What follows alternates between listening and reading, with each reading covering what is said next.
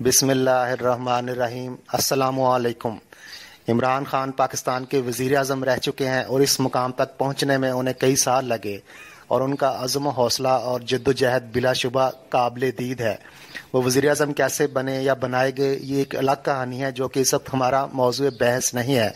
ہم نے ان کے سپورٹران کے رویے، ان کے سیاسی کردار اور ان کو دیے گئے یوتھیے کے القاب کے بارے میں جاننا ہے۔ عمران خان نے جب اپنی سیاسی جد و جہد کا آغاز کیا تو ان کے ساتھ گنتی کے چند افراد تھے، لیکن آہستہ آہستہ لوگ ساتھ ملتے گئے۔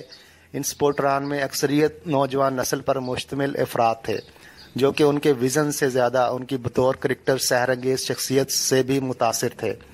نوجوان نسل کی اسی اکثریت کی وجہ سے پی ٹی آئی ورکران یوتھیے کے لقب سے مشہور ہوئے، جو کہ نون لیگ کے کارکنوں نے ان کو پٹواری کے مقابلے میں دیا۔ نوجوان نسل کی ایک پڑھی لکھی اکثریت کے ساتھ ساتھ ناخواندہ، غیر مہذب اور سیاسی چودھری بننے کے شوقین افراد کی ایک بہت بڑی تعداد بھی عمران کے ساتھ شامل ہو گئی۔ یہ وہ لوگ تھے جو کہ پچھلی حکومتوں میں نظر انداز کیے جاتے رہے۔ سادہ لفظوں میں ان کی دال نہیں گلتی تھی۔ دلچسپ بات یہ ہے کہ پی ٹی آئی کے نوجوان سپورٹران کی 80% اکثریت نون لیگ سے ادھر کنورٹ ہوئی ہے۔ ان سب کے اجداد زیادہ تر نون لیگ اور آمریت کے سپورٹر رہے ہیں، لیکن اب یہی ورکرز نون لیگ والوں کی دن رات برائیاں کرتے ہیں۔ انہوں نے نون لیگ کو چھوڑا تو یہ ایک اچھا قدم تھا، کیونکہ اس طرح انہوں نے ایک بھیڑ چال کو روکا اور اپنے طور پر ایک اچھے لیڈر اور پارٹی کا انتخاب کیا۔ لیکن ان کی بدقسمتی ہے کہ وہ ایک ایسے سراب کے پیچھے لگے ہوئے ہیں جو دور سے تو خوشنما دکھائی دیتا ہے، لیکن قریب آ کر دیکھیں تو اس میں اسی پرانے گلے سڑے نظام کی بدبو آتی ہے۔ افسوسناک بات یہ ہے کہ عمران خان نے اپنے ورکروں کی سیاسی تربیت نہیں کی، اور سیاست میں گندی زبان، غلط القابات اور الزامات کا جو رجحان عمران خان ان کے سپورٹران نے شروع کیا ہے، شاید ہی پہلے کبھی سنا گیا ہو۔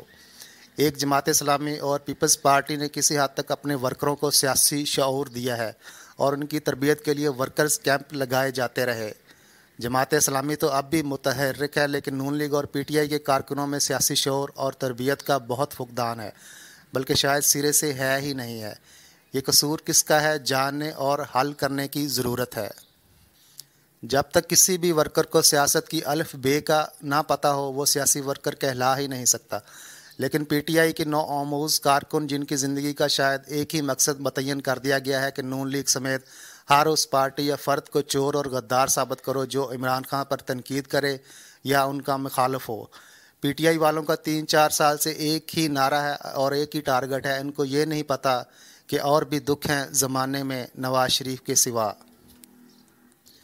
ملک میں کیا ہو رہا ہے، مہنگائی کتنی ہے، بے روزگاری اور غربت کا کیا عالم ہے، ملک کس سمجھ جا رہا ہے، ملک کیسے ترقی کر سکتا ہے، ہم کو کیا کرنا چاہیے، حکمرانوں کا کیا فرض بنتا ہے، ہمیں ملک میں تبدیلی کیسے لانی ہے، کیسے چہرے بدل بدل کر آنے والوں کا راستہ روکنا ہے۔ یہ اور اس جیسے ہزاروں سوالات ہیں جن کو کم از کم سوچنا ایک سیاسی ورکر کا فرض ہے۔ لیکن جہاں سیاسی شعور کا معیار یہ ہو کہ جو بھی ہوا اس کا ذمہ دار بس نواز شریف یا پچھلے لوگ ہیں، ان کی وجہ سے ملک کا یہ حال ہو گیا ہے۔ ایک سیاسی ورکر کو پراپوگنڈے اور شخصیت پرستی سے بچ کے ملک و قوم کے وسیع تر مفاد میں سوچنا چاہیے۔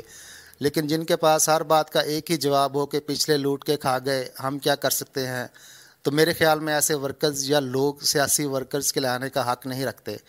ان کی سیاسی تربیت کی ضرورت ہے، اور ایسے حادثاتی لوگ ملک و قوم کے لیے نقصان دہ ثابت ہوتے ہیں، کیونکہ وہ اپنے غلط نظریات پروپیگنڈے کے ذریعے ناخواندہ لوگوں پر مسلط کرتے ہیں، جس کا اثر انتخابات میں ہوتا ہے اور نااہل لوگ آگے آ جاتے ہیں۔ پی ٹی آئی کی بدقسمتی ہے کہ اس کی قیادت نے جو بھی وعدے عوام سے کیے تھے 3.5 سال میں، ان میں سے کوئی بھی پورا نہیں کر سکی، اور عوام کو تبدیلی کے جو خوشنما خواب دکھائے گئے ان میں سے کوئی بھی پروان نہ چڑھ سکا، اور پورا عرصہ اقتدار الزامات کی سیاست کے سوا کچھ نہ کیا، اور نہ ہی مستقبل قریب میں کوئی امکان نظر آتا ہے۔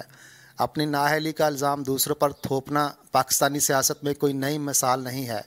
کپتان وہ ہوتا ہے جو تباہ و برباد جہاز کو مسافروں سمیت صحیح سالم منزل مقصود تک پہنچا دے، نہ کہ جہاز بنانے والوں کو روتا رہے۔ اور ویسے بھی جس تبدیلی کے دعوے کپتان نے کیے تھے وہ تو دور دور تک نظر نہیں آتی۔ انہوں نے ملک کو مدینہ کی ریاست بنانے کا دعویٰ بھی کیا جو کہ بری طرح سے ناکام ہوا۔ سب سے پہلے تو ان کی اپنی پارٹی کو دیکھ لیں، چند ایک کو چھوڑ کے وہی پرانے منحوس چہرے ابن الوقت اور ہر کشتی کے مسافر ان کے شریک سفر ہیں۔ جو آدمی اپنے گھر میں تبدیلی نہیں لا سکا اس سے اور کیا توقع کی جا سکتی ہے؟